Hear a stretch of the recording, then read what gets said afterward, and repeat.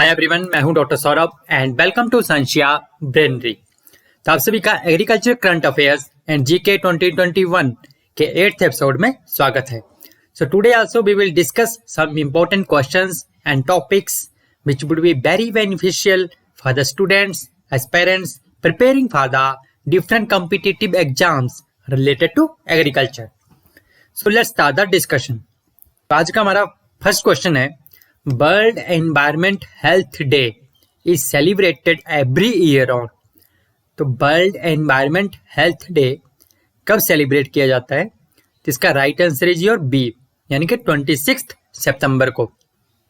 एक होता है वर्ल्ड एनवायरमेंट डे, वो सेलिब्रेट किया जाता है 5 जून को, तो उसके साथ कंफ्यूज मत कीजिएगा आप। World environment health day on 26 September and it was established on 26 सितंबर 2011। तो सबसे पहले 26 सितंबर 2011 को जो है world environment health day celebrate किया गया था bye the International Federation of Environmental health. और जो वर्ल्ड एनवायरमेंट डे होता है जो कि 5 जून को सेलिब्रेट किया जाता है, that was designated as by United Nations, और world environment health day by the International Federation of Environmental Health. And इसका जो मेन गोल है that is to raise the awareness regarding the health of our environment. और जो अभी 2021 का theme क्या था, जो वर्ल्ड एनवायरमेंट हेल्थ डे है उसका 2021 में थीम क्या था? Prioritising environmental health for healthier communities in the global recovery. और ये जो International Federation of Environmental Health है, इसका हेडक्वार्टर कहाँ पे है? लंदन, यूनाइटेड किंगडम में। और इट वाज एस्टैब्लिश्ड ऑन 1986 को ये इसकी स्थापना हुई थी, International Federation of Environmental Health की। तो नेक्स्ट क्वेश्चन है, recently Naga sweet cucumber got the GI tag belongs to which state? अभी रिसेंटली एक कुकुम्बर है की वैरायटी है जिसको अभी जीआई टैग मिला है, तो that belongs to which state? तो इसका राइट आंसर है नागालैंड। अभी recently Naga sweet cucumber of Nagaland को जीआई टैग जो है वो मिला है ऑन 14 सितंबर 2021 को। इसको नोटिफाई किया गया by the government of India. तो ये जो नागा स्वीट कोकुम्बर है जिसको भी जीआई टैग मिला है, तो ये जो है थर्ड एग्रीकल्चरल प्रोड्यूस है to get the GI tag from Nagaland. तो इससे पहले भी 2 और एग्रीकल्चरल प्रोड्यूस है जिनको की जीआई टैग मिल चुका है नागालैंड से। तो वो कौन सी है? Tree tomato and Naga king chilli, जिसके बारे में तो हम सभी जानते हैं, जिसको हम भुट जलोकिया भी कहते हैं। तो ये जो नागा स्वीट कोकुम्बर है, this is the third agricultural produce to get the GI tag from Nagaland. और ये जो नागा स्वीट कोकुम्बर है, इसकी जो लेंथ है 15 to 20 सेंटीमीटर होती है, इसका जो डाया है वो 14 to 16 सेंटीमीटर होता है। और इसकी खास बात क्या है कि इसका स्वीट टेस्ट, इसकी शेप, साइज एंड ये जो है it is rich in potassium में रिच होता है, ये जो नागा स्वीट कोकुम्बर है। Next question is, India's first ever non GM herbicide tolerant rice variety. अभी रिसेंटली सितंबर मंथ में ही भारत की पहली नॉन जेनेटिकली मॉडिफाइड नहीं but non GM, non genetically modified herbicide tolerant rice variety जो वो रिलीज की गई है, वो कौन सी है? तो इसका right answer is your D, यानी कि both A and B. Means Pusa Basmati 1979 and Pusa Basmati 1985, ये दोनों जो हैं वो हर्बिसाइड टॉलरेंट वैरायटीज है राइस की, and they are the first ever non GM herbicide tolerant varieties of rice, ये दोनों जो हैं। तो that's why the right answer is your D, यानी कि बोथ ए एंड बी। और ये जो वैरायटी है, तो जितनी वैरायटी पूसा प्रीफिक्स के नाम से होती हैं, तो आप याद रखिएगा कि जितनी वैरायटी पूसा प्रीफिक्स से होती हैं, they are released by ICAR, Indian Agricultural Research Institute, New Delhi. And ये जो हर्बिसाइड टॉलरेंट वैरायटीज हैं, ये दोनों जो वो डायरेक्ट सीडेड वैरायटीज भी हैं, and they contain a mutated acetolactate synthase gene. एक जीन होता है ALS gene, acetolactate synthase gene. तो ये जो जीन है इसको म्यूटेट किया गया है, तो जिससे कि ये जो दोनों वैरायटी हैं they became herbicide tolerant. And इससे क्या हुआ कि it is possible for the farmers to spray the herbicide. इमेज था पिर, ठीक है, इमेज था पिर जो हर्बिसाइड है, ये जो है कि एक ब्रॉड स्पेक्ट्रम हर्बिसाइड है जो कि बीड्स को कंट्रोल करने के लिए यूज होता है। एक्चुअली होता क्या था कि ये जो इमेज था पिर हर्बिसाइड है, क्या करता है कि जब हम इसको स्प्रे करते हैं हर्बिसाइड को जब हम बीड्स के ऊपर स्प्रे करते हैं तो क्या होता है कि ये जो हमारी राइस क्रॉप है, जो हमारी क्रॉप है, उसको भी किल कर देता है। तो मतलब ये पहचान नहीं पाते कि किसको किल करना है किसको नहीं करना है। तो इसलिए जो हर्बिसाइड टॉलरेंट वैरायटीज जो है, ये दोनों वैरायटी जो है राइस की, तो ये जो टॉलरेंट है, हर्बिसाइड टॉलरेंट मीन्स इमेज था फिर हर्बिसाइड जो है, इसके लिए टॉलरेंट हो गई ये दोनों वैरायटीज। मतलब ये जो बीड है, हर्बिसाइड है, ये सिर्फ बीड्स को ही मारेगा, फिर जो राइस मेन क्रॉप है उसको कोई नुकसान नहीं होगा।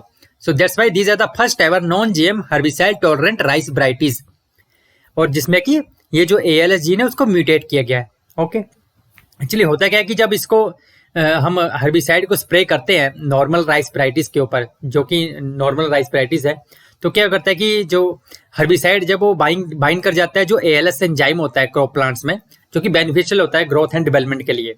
बट जब हर्बिसाइड स्प्रे करते हैं तो ये एंजाइम के साथ जो है वो हर्बिसाइड बाइंड कर जाता है, और इससे क्या होता है कि इसकी एक्टिविटी जो है वो इनहिबिट हो जाती है, और जो क्रॉप की ग्रोथ जो है वो रुक जाती है। मतलब एक तरह से आप कह लो कि क्रॉप की ग्रोथ स्टंट हो जाती है, क्रॉप प्लांट जो मर जाते हैं। तो इसलिए क्या किया गया कि इसको म्यूटेट किया गया, मतलब इसको म्यूटेशन से क्या किया गया कि इसमें जो साइट्स होती हैं जहां पे वो हर्बिसाइड बाइंड करता है तो उनको ही म्यूटेट कर दिया गया। Means the ALS gene whose DNA sequence has been altered using the EMS।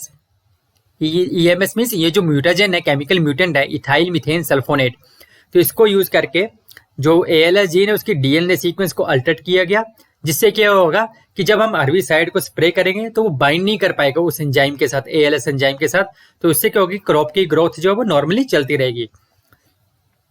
So this is so that's why these herbicide tolerant varieties they contain the mutated ALS enzyme, यानी कि ALS gene होता है इनमें। So this is the first ever non-GM herbicide tolerant varieties Pusa Basmati 1979 and Pusa Basmati 1985. Now next question is Sojat Mehndi of which state has recently got the GI tag? अभी recently Sojat mehndi को GI tag मिला है, तो ये किस state को belong करती है? तो इसका राइट आंसर है जी और सी, यानी कि राजस्थान।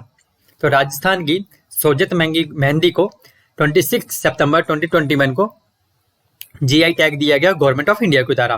तो ये जो सोजत मेहंदी है एक्चुअली ये जो ग्रो की जाती है इन द सोजत एरिया जो है राजस्थान में, वहां पे पर्टिकुलरली ग्रो की जाती है। एंड इसमें जो होता है it is cultivated pure by the rain water for getting the high lotion content in the mehndi leaves. हमें पता है जब हम मेहंदी लगाते हैं तो उसमें जो रेड कलर का जो टिंज हमारे स्टेन जो हो जाती है रेड कलर की हमारे हाथों में, या जहां भी हम मेहंदी लगाते हैं, चाहे बालों में लगाएं, चाहे हाथों में लगाएं, चाहे पैरों में लगाएं, तो वो किसकी वजह से होती है? एक्चुअली लोसन जो डाई होती है उसकी जो कंटेंट होता है, लोसन डाई जो होती है वो कंपाउंड होता है, वो पाया जाता है मेहंदी के लीव्स में। तो ये जो सोजित मेहंदी है इसमें हाई क्वांटिटी होती है इस लोसन कंटेंट की। एंड ये जो सोजित तहसील है of the Pali district in Rajasthan, it has the several natural factor, जो कि इस मेहंदी को सोजित मेहंदी को ग्रो करने के लिए बहुत ही सूटेबल है। ठीक है, उसकी टोपोग्राफी है या ड्रेनेज सिस्टम है, क्लाइमेट है या सोइल है, they are suitable for the this Sojat mehndi crop. Now the next question is who was awarded Shanti Swarup Bhatnagar prize 2021 in the field of physics. हमें पता है जो शांति स्वरूप भटनागर प्राइज है जो साइंस की फील्ड में इंडिया में बहुत हाईएस्ट प्राइज है इन द साइंस फील्ड में, and this is a prestigious prize in the field of science. And ये जो अवार्ड है ये दिया जाता है किसके द्वारा? CSIR यानी कि council of scientific and industrial research. तभी फिजिक्स की फील्ड में 2021 का शांति स्वरूप भटनागर प्राइज किसको मिला है? तो यहाँ पे राइट आंसर इज डी, यानी कि डॉक्टर कनक साहब।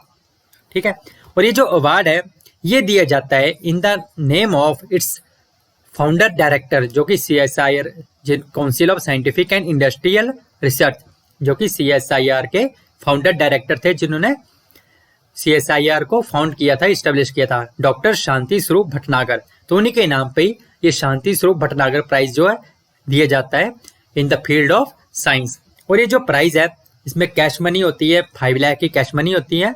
एंड ये जो दिया जाता है साइंटिस्ट को below the age of 45, and in the 7 fields में दिया जाता है, बॉटनी यानी कि biology, chemistry, environment science, engineering, mathematics, medicine and physics. तो 7 फील्ड में ये अवार्ड दिया जाता है। तो जो शांति स्वरूप भटनागर थे, ठीक है, डॉक्टर शांति स्वरूप भटनागर, इनको फादर ऑफ रिसर्च लेबोरेटरीज भी कहा जाता है इंडिया में, father of research laboratories in India, Shanti Swarup Bhatnagar. And ये जो है he was also the first chairman of UGC, university grants commission के फर्स्ट चेयरमैन भी थे। And he was also the FRS यानी कि fellow of Royal Society London. Now the next question is recently the first breed of buffalo from the Karnataka got the ICAR NBAGR recognition tag. अभी recently Karnataka state की first breed है buffalo की जिसको कि ICAR NBAGR tag मिला है। NBAGR means national bureau of animal genetic resources. तो इसका राइट आंसर कौन सा है? That is Dharwadi buffalo. Okay, ये जो Mandy buffalo and Kalahandi buffalo जो है इनको भी NBAGR का टैग मिला है, बट ये दोनों बिलोंग करती हैं ओडिशा को। बट कर्नाटका की जो फर्स्ट ब्रीड है बुफेलो की जिसको कि अभी NBAGR का रिकॉग्निशन टैग मिला है वो है धारवाड़ी बुफेलो। जो ICAR का national bureau of animal genetic resources है जिसका कि हेडक्वार्टर कहाँ पे करनाल में है, उन्होंने दे हैव रिकॉग्नाइज्ड यानी कि इस इंडिजिनस ब्रीड को टैग किया है धारवाड़ी बुफेलो को। एंड इसको एक कोड नंबर भी दिया गया है। ये जो धारवाड़ी बुफेलो है अगर हम इसकी बात करें तो ये मीडियम साइज की बुफेलो होती है। आप देख सकते हैं इसका साइज जो मीडियम साइज का होता है। इसका कोट कलर, इसके जो स्किन होती है वो ब्लैक कलर की स्किन होती है और इसका हेड जो होता है वो स्ट्रेट होता है। और अगर हम इसके हॉर्न्स की बात करें तो आप देख सकते हैं सेमी सर्कुलर टाइप के हॉर्न्स होते हैं इसके, ठीक है। एंड इसके ईयर्स की बात करें तो ईयर्स जो होते हैं वो इसके इरेक्ट होते हैं यानी कि सीधे होते हैं। आप देख सकते हैं यहाँ पे इसके हॉर्न्स जो होते हैं वो सेमी सर्कुलर होते हैं, ईयर्स जो होते हैं वो इरेक्ट होते हैं। एंड इसका जो मिल्क होता है इस जो धारवाड़ी बुफेलो है इसका मिल्क जो होता है that is used for the preparation of Dharwadi peda, ठीक है, जिसको भी GI टैग मिला है, ठीक है। इसका जो अभी बुफेलो ब्रीड जो है इसको भी GI टैग मिल गया और इससे पहले इसके दूध से जो पेड़ा बनता था धारवाड़ी पेड़ा उसको ऑलरेडी GI टैग मिल चुका है। Now next question is Judima बाइन from the Assam recently got the GI tag is prepared from which cereal crop. अभी रिसेंटली क्या हुआ है कि असम की जुडिमा बाइन है उसको GI टैग मिला है। तो ये जो जुडिमा बाइन है ये किससे प्रिपेयर की जाती है? तो इसका right answer is your C, rice की, ठीक है। तो ये जो है हम कह सकते हैं कि ये जो राइस से जो प्रिपेयर की जाती है Judima wine, this is the first traditional brew यानी कि फर्स्ट बेवरेज है from the North East India to get the GI tag. अगर हम बेवरेज की बात करें तो बेवरेज में ये फर्स्ट प्रोडक्ट है जुडिमा बाइन जो वो फर्स्ट बेवरेज है to get the GI tag in the North East India, ठीक है। It is prepared from the sticky rice जिसको कि स्टीम किया जाता है एंड देन इसको मिक्स किया जाता है विद द ट्रेडिशनल हर्ब के साथ। और इस बाइन का जो ये जुडिमा बाइन है इसका एक डिस्टिंक्ट स्वीट टेस्ट होता है and it takes around 1 week to prepare और इसको बनने में लगभग 1 हफ्ता लग जाता है और इसको हम सालों तक इसको स्टोर करके भी रख सकते हैं। Now the next question is the first agricultural produce of Madhya Pradesh recently got the GI tag. अभी रिसेंटली मध्य प्रदेश की फर्स्ट एग्रीकल्चरल प्रोड्यूस कौन सी है जिसको कि GI टैग मिला है? इसका right answer is basmati rice Chinnor. तो मध्य प्रदेश का जो चिन्नौर बासमती राइस है ये जो है फर्स्ट एग्रीकल्चरल प्रोड्यूस बन चुका है मध्य प्रदेश का जिसको कि अभी GI टैग मिला है रिसेंटली, ठीक है। इसको अभी आई थिंक 30 सितंबर 2021 को, अभी 30 सितंबर को इसको नोटिफाई किया गया by the government of India. तो ये जो चिन्नौर राइस है मध्य प्रदेश का ये मेनली ग्रो किया जाता है by the farmers of the tribal dominated Balaghat district in the Madhya Pradesh, ठीक है। जो कि चिन्नौर जो राइस ब्रांड है इसकी जो स्पेशल कैरेक्टरिस्टिक्स हैं मतलब इसमें स्पेशल फ्रेग्रेंस होती है, सॉफ्टनेस एंड टेस्ट होता है जिसके लिए इसको GI टैग मिला है। Now next question is international coffee day is celebrated on. अभी recently international coffee day celebrate किया गया तो इसका right answer is on 1 October. Then world vegetarian day is celebrated on. जो वर्ल्ड वेजिटेरियन डे है वो सेलिब्रेट किया जाता है that is also on 1 October. तो इंटरनेशनल कॉफी डे और वर्ल्ड वेजिटेरियन डे दोनों ही 1 अक्टूबर को सेलिब्रेट किए जाते हैं। And recently now the next question is which crop plant are having the maximum water use efficiency? C3 plant, C4 plant, CAM plant. तो इसका right answer is your CAM plant. जो कैम प्लांट होते हैं उनकी maximum water use efficiency होती है। C3 plant में जैसे कि हमारे राइस, व्हीट, बार्ले आ जाते हैं। C4 की बात करें तो सोरगम है, मेज है, शुगर केन है, एम्बरेंथ है, ये जो C4 प्लांट होते हैं। और कैम्प प्लांट जो होते हैं वो कैम्प मीन्स क्रैसुलेशियन एसिड मेटाबॉलिज्म। तो कैम्प प्लांट में हमारे आ जाते हैं जो कैक्टाई होते हैं, पाइनएप्पल जो होता है वो कैम प्लांट होते हैं। तो मैक्सिमम वाटर यूज एफिशिएंसी किसकी होती है? कैम प्लांट्स की होती है। So this was all about today's lecture. अगर आपको वीडियो अच्छी लगी हो, लेक्चर अच्छा लगा हो तो प्लीज़ शेयर करें, सब्सक्राइब करें, लाइक करें और जितना हो सकता है आप लोग शेयर करें। And please stay tune with Sanshiya Brainery so that you can get the updated information related to agriculture and other competitive exams. So with this I will say thank you very much. Stay happy, stay blessed and stay safe.